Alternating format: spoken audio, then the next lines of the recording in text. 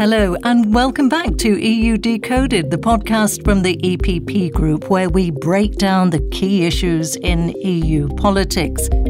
So, in today's episode, we're diving into some of the priorities discussed during this week's plenary session.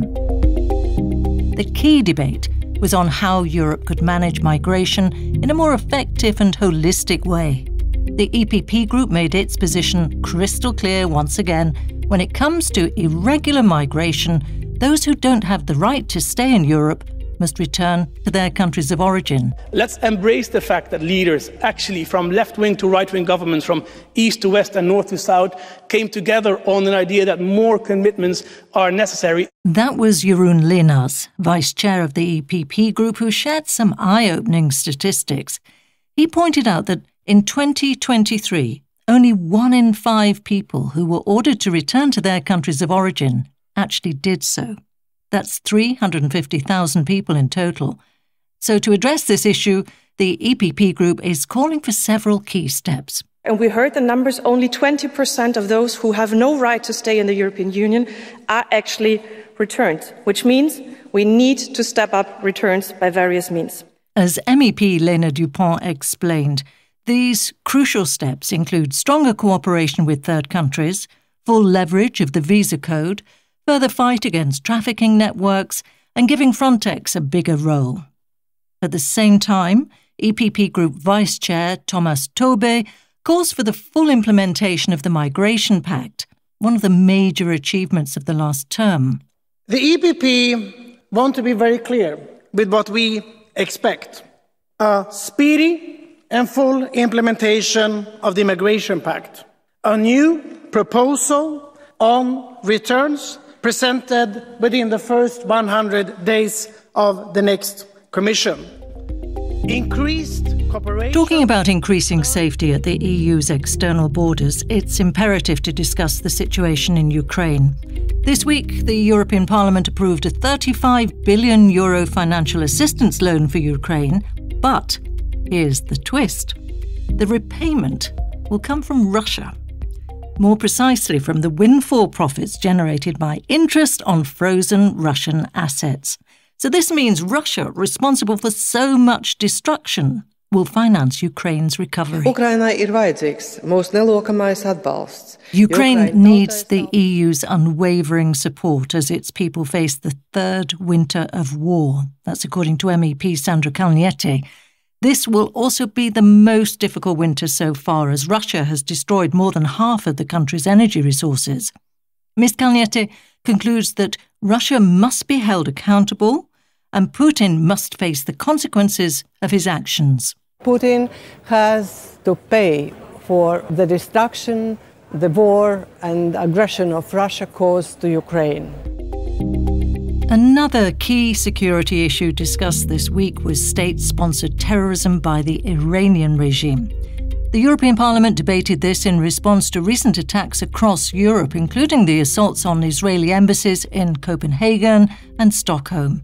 And these incidents have raised serious concerns about the growing threat of Iranian-backed terrorism within Europe's borders. ¿Alguien puede dudar que el régimen iraní patrocina, impulsa? Can anyone doubt that the Iranian regime sponsors, promotes and finances terrorism in Europe? MEP Javier Zarzalejos asked this question as he noted the assassination attempt on the former vice president of the European Parliament, which happened a year ago. Iran is Russia's partner in its aggression on Ukraine. It pulls the strings of Hamas and is the master of Hezbollah, says Zarzalejos as he calls for immediate action in declaring the Iranian Revolutionary Guard a terrorist organization.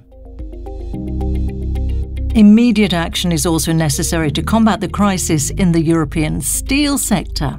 Right now, the market is unstable. Why? Because it's flooded by cheap materials, mainly coming from China. In addition to that, current trade policies have failed to ensure fair competition. Given the fact that the steel sector is essential to other sectors as well, construction, automotive, renewable energy, it's important to act now. Europe must succeed in making the green steel business model competitive. That's according to MEP Christian Ehler, who calls for targeted measures such as increased investment in physical infrastructure across national borders. And while we're on the topic of China, let's also address its continuous military provocations around Taiwan. During the debate, MEP Michael Gahler wanted to emphasize two things. One is the call on the PRC to stop their repeated military exercises around Taiwan and the military buildup and the increasingly assertive and aggressive behavior in the South China Sea, not only towards Taiwan. To end the threat of any violent unilateral change of the status quo across the Taiwan Strait. Gahler also reiterated that no reunification can be possible regarding China and Taiwan because, according to his knowledge, Taiwan has never been part of China. 7 years ago, the world lost a powerful voice in the fight against corruption. Journalist Daphne Caruana Galizia. Her assassination still looms over Malta. And this week, the European Parliament debated the ongoing lack of progress on the rule of law in the country.